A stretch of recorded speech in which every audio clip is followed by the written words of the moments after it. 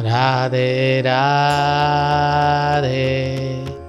प्रश्न है कि स्त्री माताएं शिवलिंग को स्पर्श कर सकती हैं? अवश्य कर सकती हैं, उनका अधिकार है, क्योंकि माताएं ही तो लिंग को गर्भ में धारण करती हैं। माताएं ही अपने उदर में लिंग को धारण करती हैं, उन्हीं के द्वारा वो लिंग उत्पन्न होता है।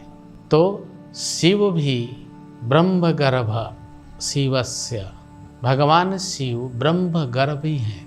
ब्रह्म गर्भ का मतलब होता है जो जिसका ना आदि है, जिसका ना अंत है, जो सदैव व्याप्त था, है और रहेगा, जिसका कभी नाश नहीं होता, जो कभी नष्ट नहीं होता, विलुप्त नहीं होता, उसको शिव कहते हैं। तो ब्रह्म गर्भस्य शिवस्य, ये ब्रह्म गर्भ है। वो ब्रह्म गर्भ सारे ब्रह्मांड को अपने अंदर समेटा हुआ है, और उस ब्रह्म गर्भ के तेज को एक माँ अपने अंदर धारण करती है। देखिए उसको धारण भी कैसे करती है? लिंग के माध्यम से। पुरुष और स्त्री मैथुन क्रिया करते हैं। मैथुन क्रिया करने पे माता गर्भवती होती है, और गर्भवती होकर के लिंग धारण करती है। वो चाहे वो स्त्रीलिंग हो, चाहे वो पुल्लिंग हो। पुल्लिंग मतलब पुरुष लिंग, स्त्रीलिंग मतलब स्त्रीलिंग, स्त्री का लिंग, दोनों हैं लिंग। और जहाँ भी आप भगवान शंकर शिव का शिवलिंग देखेंगे, नीचे में योनिपीठ होता है। बिना उसके शिवलिंग की महिमा नहीं है, पूजा नहीं है। तो शिवलिंग, इनकी उत्पत्ति बहुत सुंदर कथा है शास्त्रों में। हमने आचार्य जनों से, गुरुजनों से सुना है कि शिवलिंग ये कोई अपने आप उत्पन्न हुए नहीं है। ये ब्रह्मांड की ऊर्जा, इस सृष्टि की ऊर्जा से जो उत्पन्न हुआ वो लिंग है। शिवलिंग की कहानी बहुत लंबी है। ऐसा बोलते हैं कि एक बार ब्रह्मा जी में और शिव जी में शिवलिंग को खोजने की बहस हो गई थी, कहाँ तक है ये। तो उसको खोजते खोजते बहुत सारे देवी देवता उसमें इन्वॉल्व थे, उसमें किसी ने उसका अंत नहीं ढूंढा। तो वहाँ पे ऐसा कहा गया है, शिवलिंग अनंतस्य शिवलिंग शुभदर्शनम। यह शिवलिंग अनंत है, इसका कोई अंत नहीं है, और ये सदा ही शुभ है। नमः शिवाय शिवाय शिवलिंगाय शिवाय, नमः शिवाय शिवलिंगाय, नमः शिवाय शिवाय। तो माता, कोई भी माँ, कोई भी स्त्री शिवलिंग को स्पर्श कर सकती है, उसको धारण कर सकती है, स्पर्श कर सकती है वो, क्योंकि शिवलिंग एक ओज का नाम है, ब्रह्म का नाम है, तेज का नाम है, और ये ओज और तेज दोनों ब्रह्म के तेज हैं। इस सृष्टि में शिवलिंग एक महत्वपूर्ण स्वरूप है परमात्मा का, उपज का, सृष्टि का, संचालन का। इसलिए शिवलिंग की बहुत महिमा है, और यह शिवलिंग सदैव पूजनीय है। शिवलिंगम पूजयेत नित्यम शिव शवरूप जायते। अहम ब्रह्मस्मि अहम ब्रह्मस्मि शिवोहम शिवोहम शिवोहम शिवोहम।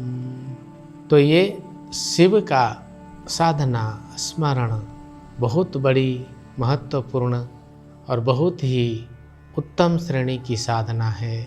शिवलिंग सबके लिए पूजनीय है, स्पर्श करने योग्य है, और सबके लिए साध्य है। चाहे वो स्त्री हो, पुरुष हो, किसी भी, यहाँ तक कि पशु पक्षी के लिए भी शिवलिंग अनुकूल है। इस जगत में जितने भी लिंग हैं, चाहे वो स्वेदज, उद्भिज, अंडज, किसी भी प्रकार से उत्पन्न हुए हैं, वो सभी शिवलिंग के अंतर्गत ही आते हैं। इसलिए कि बिना लिंग की किसी की उत्पत्ति नहीं है, तो सबके अंदर ये लिंग निवास कर रहा है। उसी लिंग का नाम हमारे आचार्यों ने लिंग के नाम पहले स्त्री लगा दिया, स्त्रीलिंग हो गया। लिंग के आगे पुरुष लगा दिया, पुल्लिंग हो गया। तो है तो लिंग, चाहे वो स्त्री हो चाहे पुरुष हो, लिंग। अब यहाँ पे बहुत बड़ी गहरी सोच करनी पड़ेगी आपको। वो स्त्री में भी है, पुरुष में भी है। अब इसको लिंग को क्या कहेंगे? अर्थात लिंगस्थ आत्मदर्शनम लिंग ब्रह्म स्वरूपकम। यही लिंग आत्मा रूप में सभी के अंदर निवास करता है और यही लिंग ब्रह्म रूप स्वरूप है। तो इससे कोई वंचित नहीं है और ना रहेगा। इसी लिंग के पीछे स्त्रीलिंग और पुल्लिंग बाद में लगा है। पहले तो एकमात्र लिंग था। तो लिंग सृष्टि स्वरूपकम, लिंग तेज स्वरूपकम, लिंग ब्रह्म स्वरूपम, लिंगस्य पालनम जीवनम। ये लिंग, बिना लिंग के कोई सृष्टि नहीं है, बिना लिंग के कोई पालन नहीं है, बिना लिंग के कोई अवस्था नहीं है। लिंग नहीं है तो कुछ भी नहीं है। अब आता है शिवलिंग। शिव अर्थात ब्रह्म, जो ना मृत्यु को प्राप्त होता है, ना कभी छोटा बड़ा या नष्ट होता है। ब्रह्मलिंग, शिवलिंग मीन्स ब्रह्मलिंग, ब्रह्मलिंग मीन्स आत्मा, ईश्वर। आत्मा ब्रह्मलिंगस्य ब्रह्मलिंग ईश्वरः सर्वत्र ब्रह्मलिंगस्य लिंग स्थित सृष्टिनः। लिंग में ही सब स्थित है, क्योंकि लिंग के बिना कोई भी उत्पत्ति नहीं है, पालन नहीं है, संहार नहीं है। इसीलिए लिंग एक महत्वपूर्ण ब्रह्म स्वरूप है, वो तेज स्वरूप है। वो लिंग माध्यम बन करके स्त्री पुरुष जन्म लेता है। वो पशु पक्षी जीव जंतु वृक्ष, जितनी भी सृष्टि में उपज है, जितनी भी सृष्टि में निकलने वाली स्वरूप धारण करने वाली चीज़ें हैं, सब लिंग के माध्यम से ही उत्पन्न होते हैं। वीर्य माँ धारण करती है, बीज पृथ्वी धारण करती है। इसीलिए पृथ्वी को प्रकृति कह दिया। इस प्रकृति में जो बीज पड़ जाता है वो वृक्ष बन जाता है, पेड़ बन जाता है, पौधा बन जाता है। माता रूपी प्रकृति में बीज पड़ गया, सीमेन जिसको कहते हैं, माँ मनुष्य के शरीर में प्रवेश कर गया, वो मनुष्य बन गया। पशु के में पशु बन गया, सर्प में सर्प बन गया।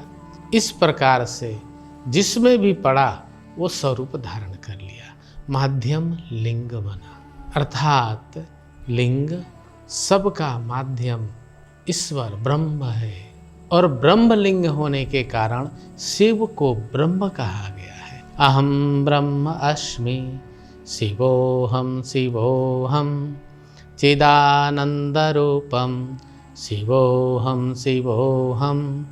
तो शिव ही ब्रह्म है और शिव ही लिंग है। अर्थात शिव ब्रह्म है और शिव ही लिंग, लिंग भी ब्रह्म है। इसलिए ब्रह्म स्वरूपस्य लिंगस्य पूजयेत फलदायकम शिवलिंगस्य सर्वदा मंगलम मंगलायतनम। यह शिवलिंग हमेशा ही शुभ और मंगल है, इसलिए शिवलिंग की महिमा बहुत है। मैं जितना बोलूँ उतना कम है, आप लोगों के लिए शायद इतना पर्याप्त होगा। गुरुदेव की असीम कृपा है। राधे राधे, श्री राधे श्री राधे।